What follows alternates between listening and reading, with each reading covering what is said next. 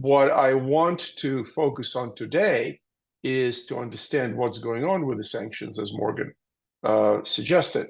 And the sanctions are to try and influence the outcome of the Russian-Ukraine war and the behavior of the Russian Federation. And that's the purpose of any sanctions, to change the behavior. And oftentimes, research shows it's very difficult. We looked at different sanctions, including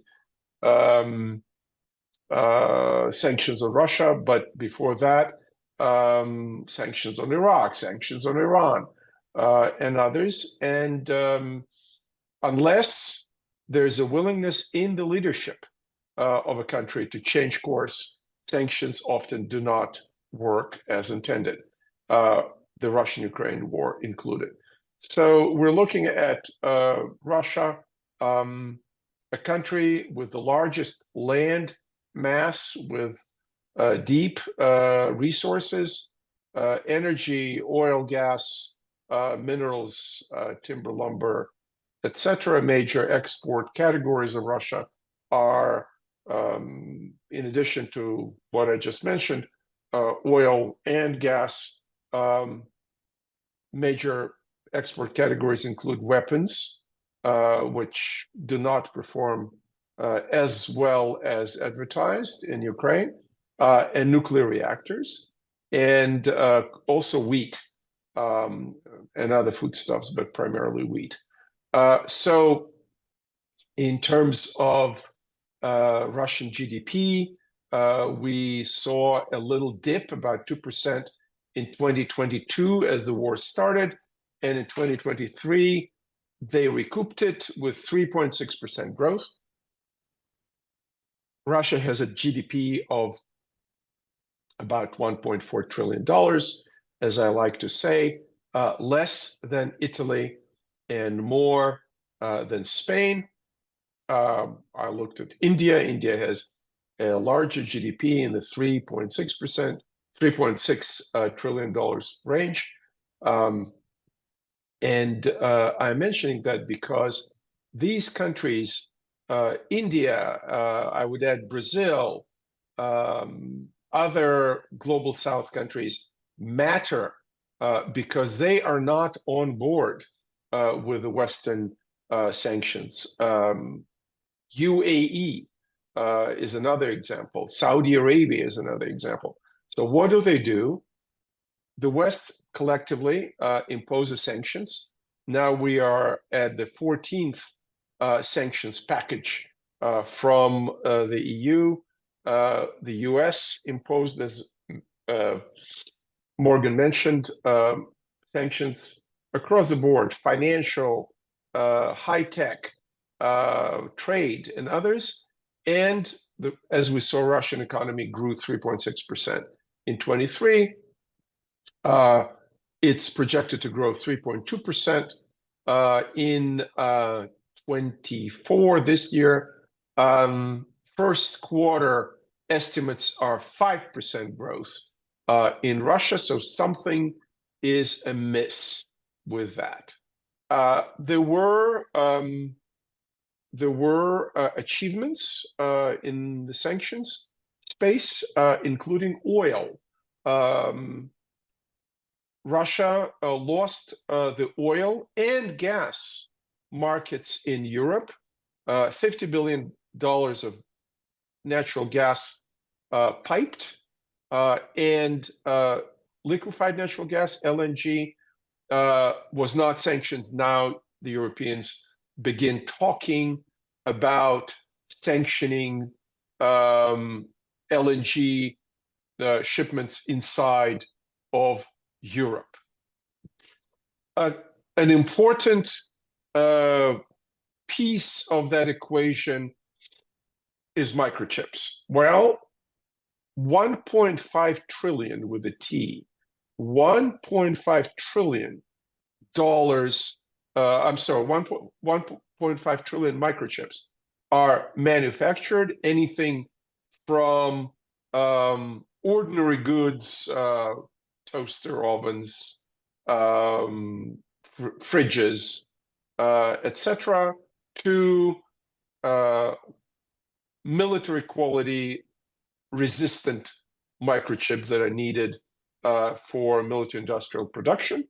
And one way or another, Russians get American microchips from Analog Devices, Texas Instruments, Microchip Technology, Intel, and AMD.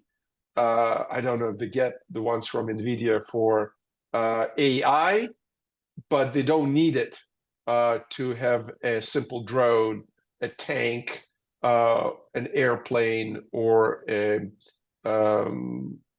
loitering munition drone, a suicide drone.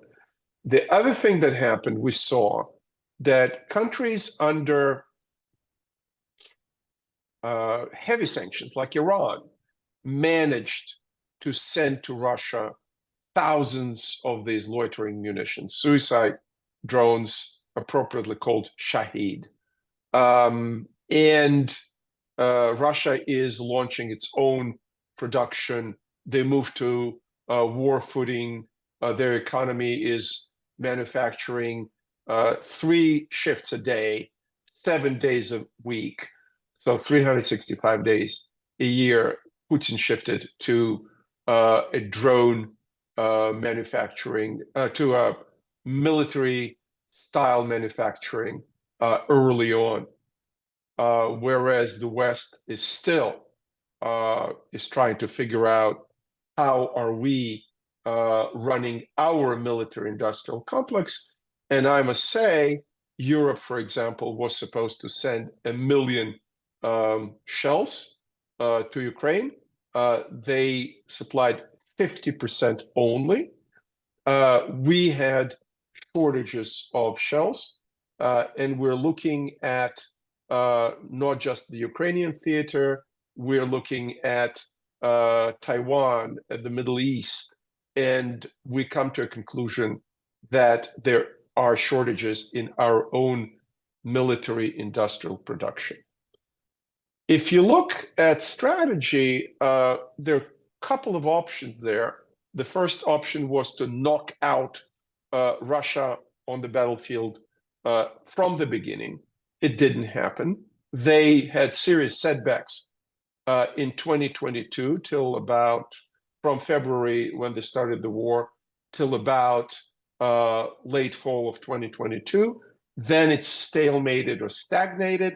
And then in 23, the Ukrainian counteroffensive was not very successful, as we know.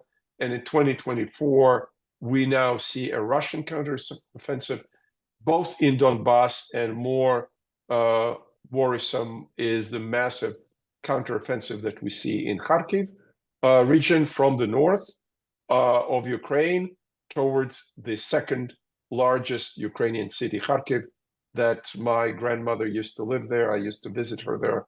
My father used to work there, so I have a personal connection to Kharkiv. Morgan mentioned Odessa. Odessa is my grandfather's city. I'm myself from the occupied Crimea, but I've been to Odessa. It's a beautiful city, and my heart really bleeds when I see bombardments of Kharkiv and of Odessa, and of other places in Ukraine that are being destroyed, people being killed, and sanctions are our tool of choice together with military supplies. The other piece of equipment that we sanctioned, but the Chinese are supplying to Russia, is CNC machines, computer numeric control machines. My question is, are there any Western components in Chinese CNC machines, or they're fully autonomous in production of them? CNC machines are giving you very small tolerances that are necessary in production of modern military equipment.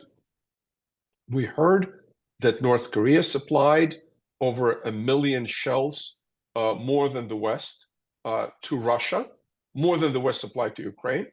But I see reports of 30% of Korean shells having problems and issues of production. Some of them were old, some of them are not manufactured to spec.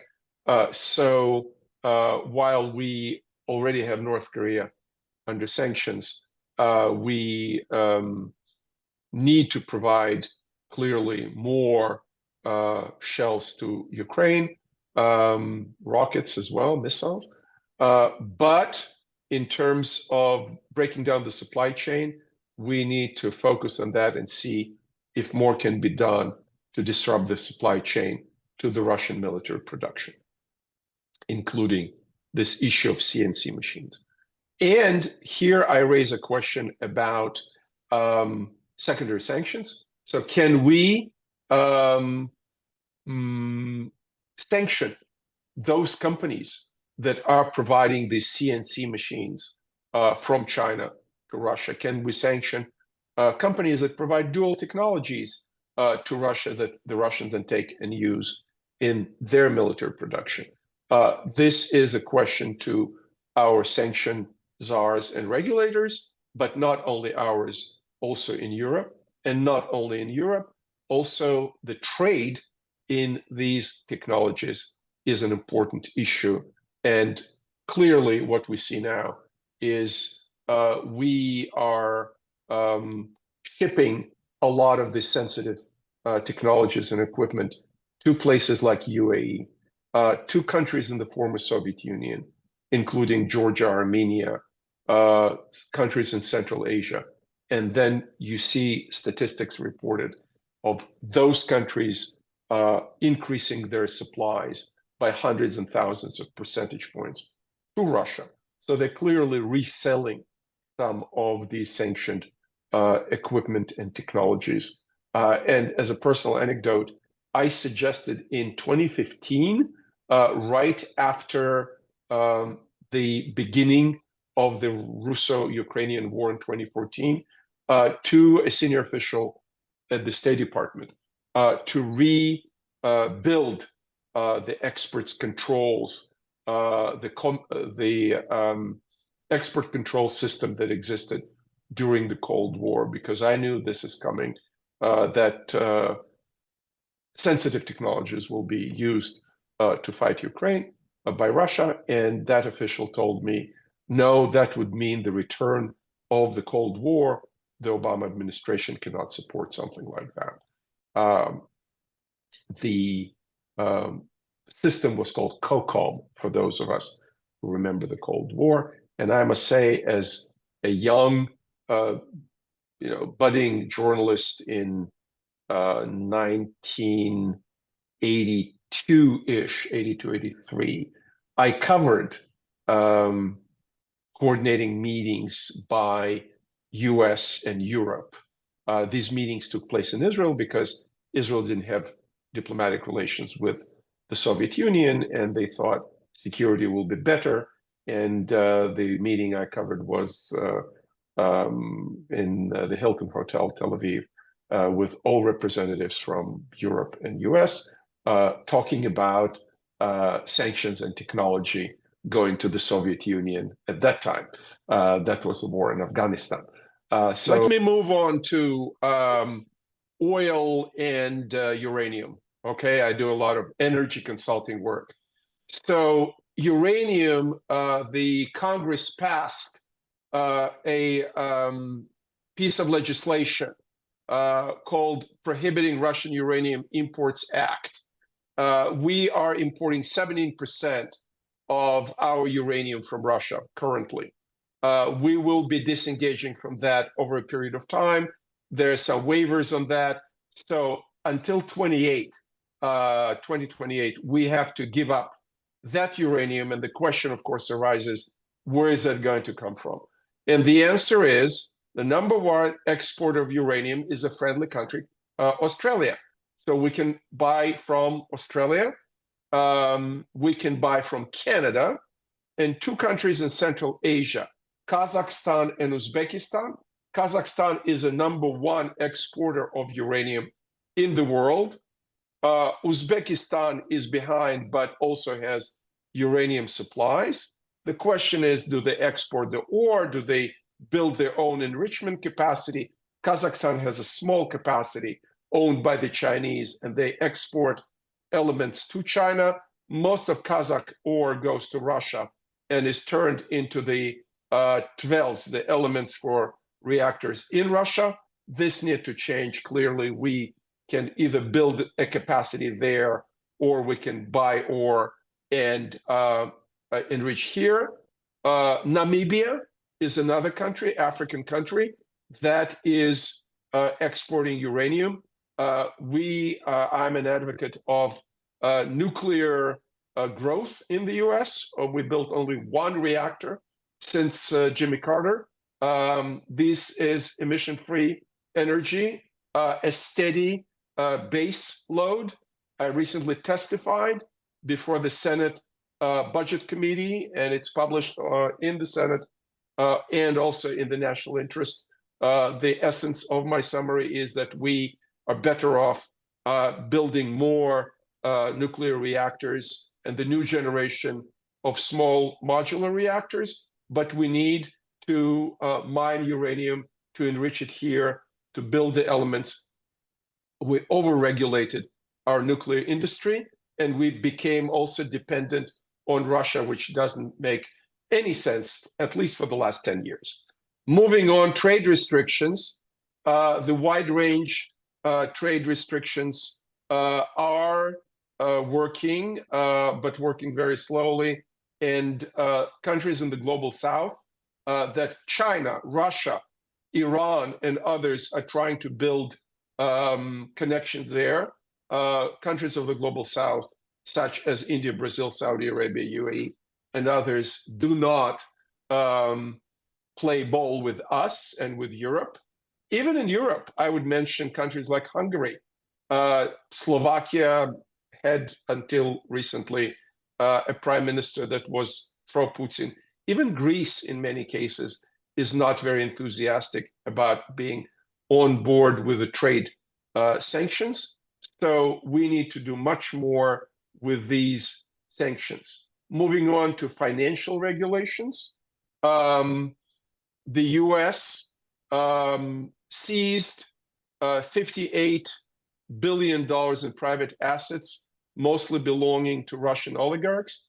Oftentimes, we don't distinguish whether these oligarchs are pro-Putin or, in some cases, neutral or anti-Putin. I think that distinction needs to be made. And also, we had a floor on the amount we can seize, and amount that can go to forfeiture. It's $500,000. That floor will be dropped, and any assets that belong to sanctioned persons or companies will be able we will be able to seize them.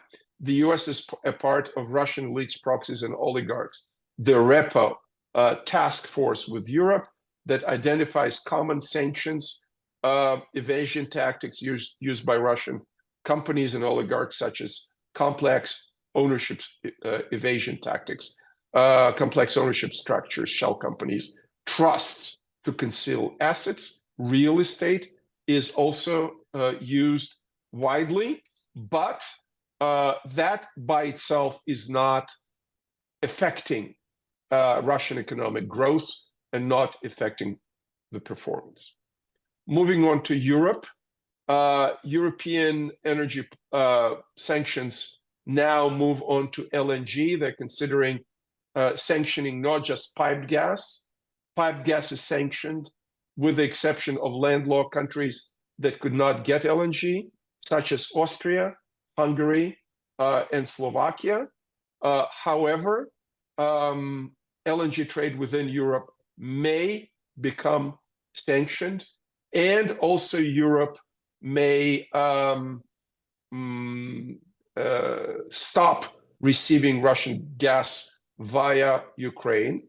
It still received piped gas via Ukraine, but that contract will expire in the end of this year, and then only the Turkish pipes called Blue Stream and Turkish Stream will be the avenues to bring Russian gas to Europe, and the Turkish capacity is very limited. It's a pipe called TANAP, Trans-Anatolian Pipeline, and TAP, Trans-Adriatic Pipeline. And these pipes have limited capacity and are spoken for Azerbaijani gas. So Russians are moving on to sell its gas to China. The Chinese are squeezing them for all it's worth and paying them less than common market prices. So Russia net lost revenue from the shift in the gas trade. Nevertheless, as I said, this is not enough. China is a big headache. Chinese imports of Russian oil rose by 24% since the beginning of the war, and imports of gas by 50%. Some of it was pre-planned, but some of it is the Chinese being opportunistic. They also increased the imports of Russian coal. So overall, the energy trade gives Russia more revenue, although on per cubic meter of gas or gallon of gasoline or a ton of oil, they're making relatively less money than before the war. And the question is, again, can we sanction China? Can we introduce secondary sanctions here? And as they say, it's above my pay grade here. The relationship with China is extremely fraught for the United States. We, of course, do not want a war with China, but we're protecting Taiwan. And China is happy to have Russia imposing pressure against the United States and NATO in Europe. But even if Russia loses, China is a net winner, because then there'll be assets to buy cheaply. There'll be more dependence of the Russian leadership on China, because the current leadership created a chasm, a break with the West, and they are becoming essentially a vassal of China. In terms of imports and exports, I mentioned already the computer numeric control machines, chips, and dual-use technologies. It is extremely worrisome what China is doing. I also mentioned UAE, Saudi. I would also mention Turkey.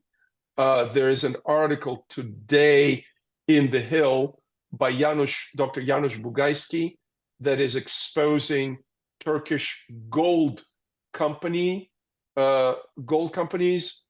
buying Russian gold and paying Russia foreign currency. And that is, of course, another source of revenue for the Russian Federation. I already mentioned former Soviet countries that are reselling the chips and other dual-use technologies. It's extremely problematic. There are some suggestions in terms of how to improve the sanctions, including lower the cap on oil price. Current cap is 60. And when the demand went up, Russia was selling, be it in the black market. There's something called the shade fleet of tankers that Russia is using. These are tankers that are not registered or don't have the proper insurance.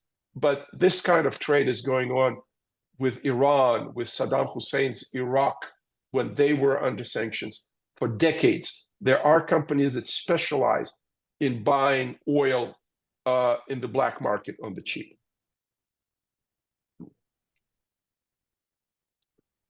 So colleagues have suggested to reduce the price of the ceiling on Russian oil to $20, $40, $50 below the current price of 60. What else?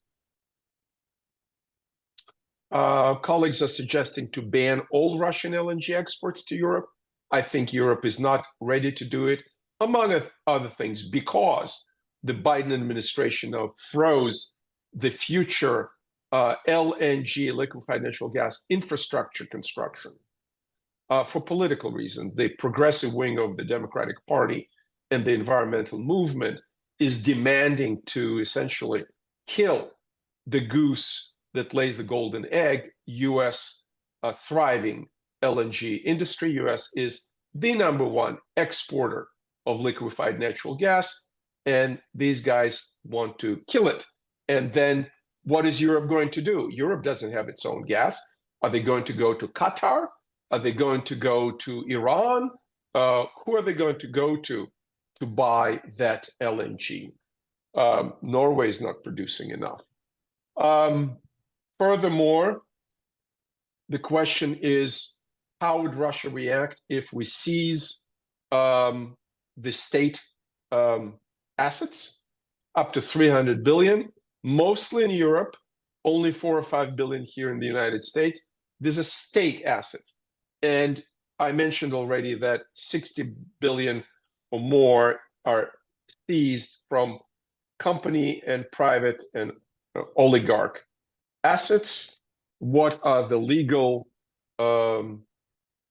reasons to seize it when the state of war doesn't exist between these European countries and the United States and Russia, or United States and Russia? And again, this is going to be litigated for sure. What is the base for the seizure? And can these funds be redirected, as many suggest, to Ukraine, or seized, and Ukraine will get the interest on these funds? Let's see. Some of the oligarchs are targeted more than others. The more they're closer to Putin, the more they're targeted. And Oleg Deripaska is case in point. There's a report, I'm looking at it, from the 16th of May that he was targeted for a scheme to evade sanctions. That's probably the least of his problems, because he is also accused of bribing FBI agents and doing other criminal stuff in the United States. Not surprisingly, the Austrian Raiffeisen Bank was also involved in allegedly trying to help Deripaska to evade sanctions and sell assets, etc. So it hurts. Prices in Russia going up. Tourism from Russia to the West is disrupted. People are not happy about it. And I hear reports sort of in both directions. Some people are upset about the war. They're cautious not to criticize. There's a lot of, like in the Soviet Union, people report. They're informers. People report to FSB. There are others who say, well, look, the West is hurting us so much, we have to stick with the leadership. But without, in my opinion, without massive losses in the battlefield, this is not going to change the attitudes of the Russian people toward the regime. It's not like when I started in this business and in the war in Afghanistan, they lost 15,000 people over 9 years, whereas now they lose 15,000 people probably in a month. And then that undermined the popularity of the communist regime in a terminal way. So by they started the war in Afghanistan in 1979. By 1990, it was clear it's over. I remember visiting the Soviet Union in 1990 and coming to a conclusion that that regime is going to fall.